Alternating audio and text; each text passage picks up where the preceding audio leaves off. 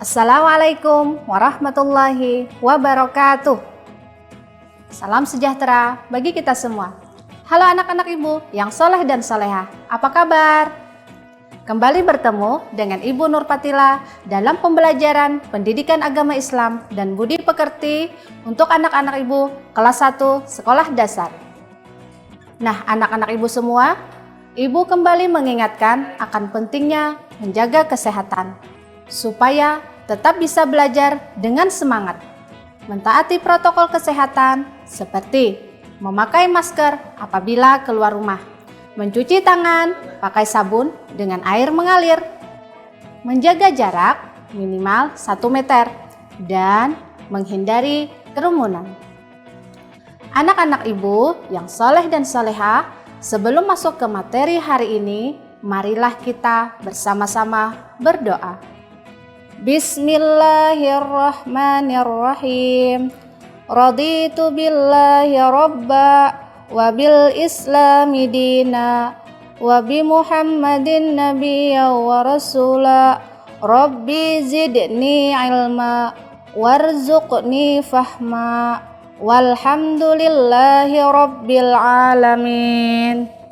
Pada pertemuan kali ini kita masih di pembelajaran 4 dengan tema bersih itu sehat dengan subtema hidup bersih. Nah, adapun tujuan pembelajaran kita adalah yang pertama, anak-anak ibu terbiasa bersuci sebelum beribadah. Yang kedua, menunjukkan perilaku bersih badan, pakaian, barang-barang, dan tempat sebagai implementasi dari pemahaman makna bersuci. Yang ketiga, memperagakan tata cara bersih barang-barang. Yang keempat, menyimulasikan tata cara bersih badan dan tata cara bersih pakaian. Anak-anak ibu yang soleh dan soleha, siapa yang ingat pelajaran yang terdahulu? Ya, betul, bersuci dan tata cara bersuci.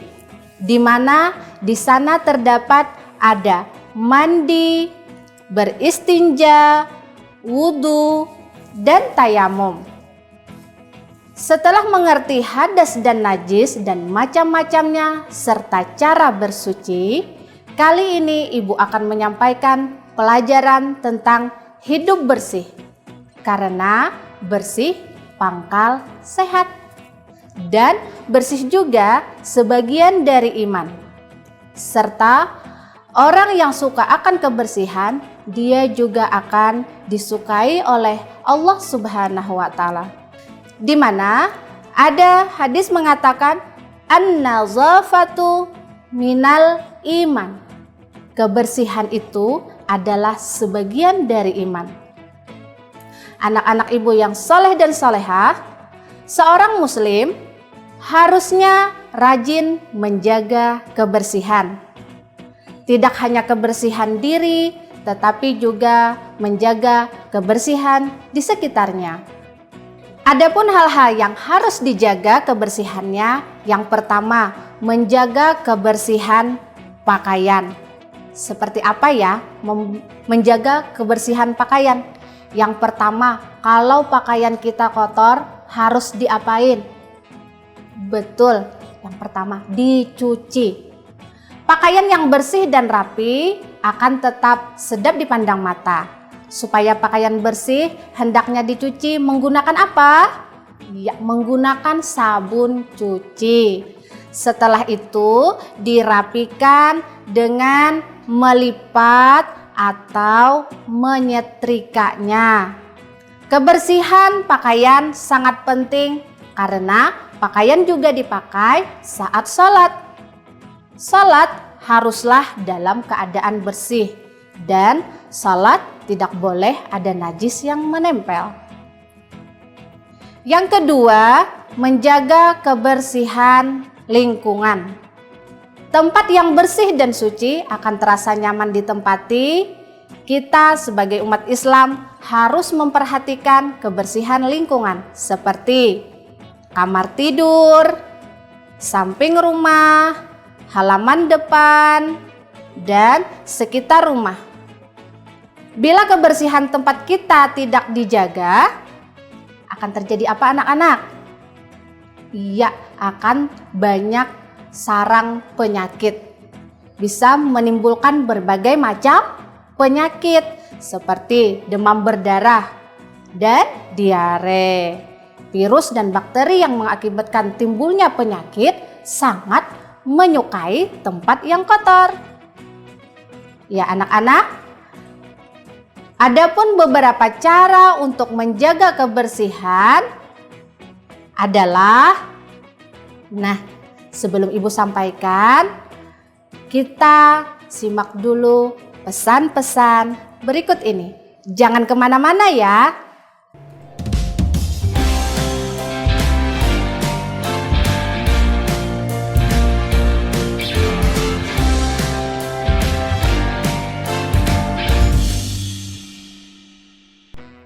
Kembali lagi bersama Ibu Fatila, kita lanjutkan pembelajaran kita kali ini.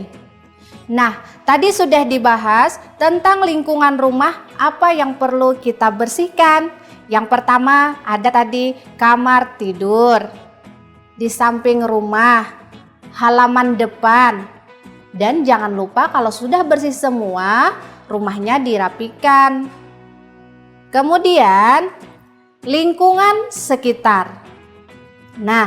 Lingkungan sekitar itu ada apa aja? Yang pertama, jalan. Di jalan itu kalau di samping-sampingnya kan banyak pohon. Berarti daun bisa berguguran. Jadi daun-daunnya disapu sampai bersih supaya tidak menghalangi jalan. Yang kedua, tempat sampah. Dengan sikap kita membuang sampah pada tempatnya. Apa risiko kita apabila membuang sampah sembarangan? Ya, sudah Ibu bilang tadi, kalau membuang sampah sembarangan berakibat bisa sakit. Dan cara menjaga kebersihan lingkungan selanjutnya membersihkan selokan atau tempat umum. Tadi juga kita menyapu halaman, membersihkan selokan, dan membuang sampah pada tempatnya. Anak-anak Ibu semua, selanjutnya cara hidup sehat adalah menjaga kebersihan barang. Selain pakaian dan tempat, kita umat Islam juga diperintahkan membersihkan peralatan yang digunakan sehari-hari, seperti peralatan makan dan belajar. Peralatan makan seperti piring, sendok, dan gelas semua harus rajin mencucinya. Kalau tidak dicuci, bisa mengakibatkan berbagai macam penyakit seperti sakit perut dan berbagai macam penyakit lainnya. Peralatan selanjutnya yang perlu dibersihkan adalah peralatan belajar, seperti buku, pensil, tas sekolah, rak buku, dan meja belajar. Anak-anak Ibu, kalau tas sekolah biasanya dicuci, rak buku biasanya disapu bersih, di sela-selanya pasti ada debu. Kemudian meja belajar, di kolong-kolong meja haruslah dibersihkan juga. Jangan sampai ada sarang laba-laba. Itu bisa mengakibatkan banyak nyamuk nantinya. Anak-anak, kita akan istirahat sejenak. Kita akan lanjutkan setelah pesan-pesan berikut.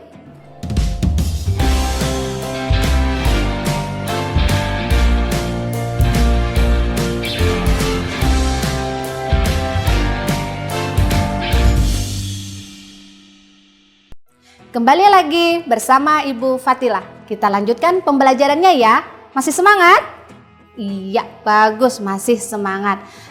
Sebelum mengakhiri pembelajaran kita, mari kita simak video pembelajaran berikut ini. Perilaku hidup bersih.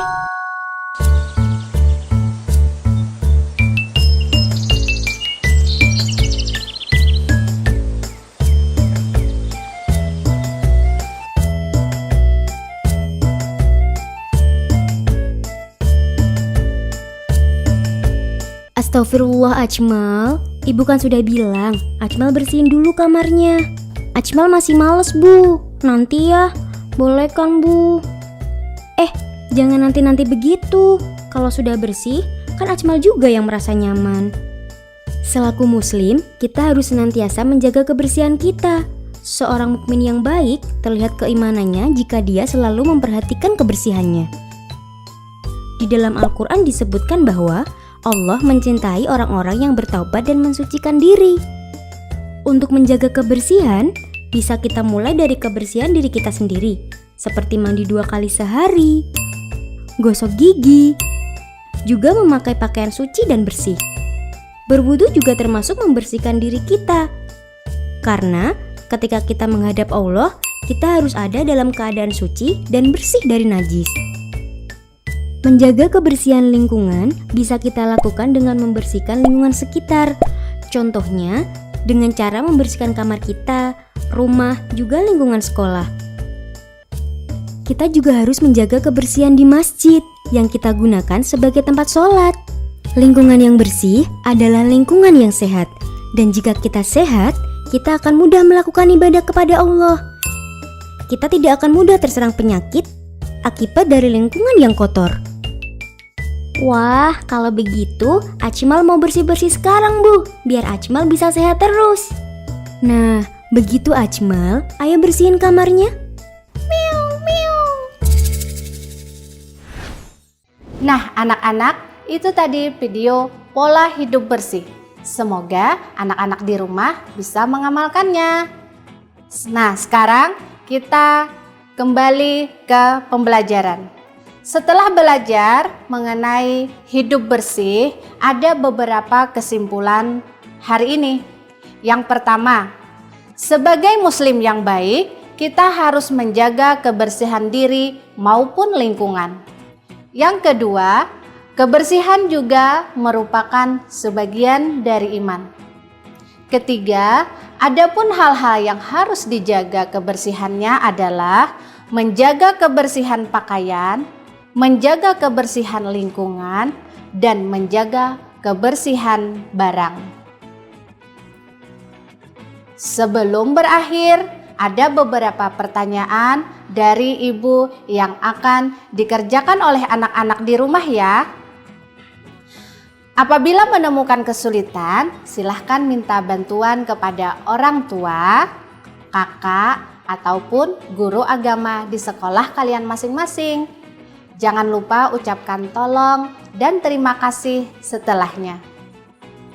Dan untuk pertanyaan untuk anak-anak ibu sekalian, yang pertama, muslim yang baik harus rajin menjaga kebersihan diri, dan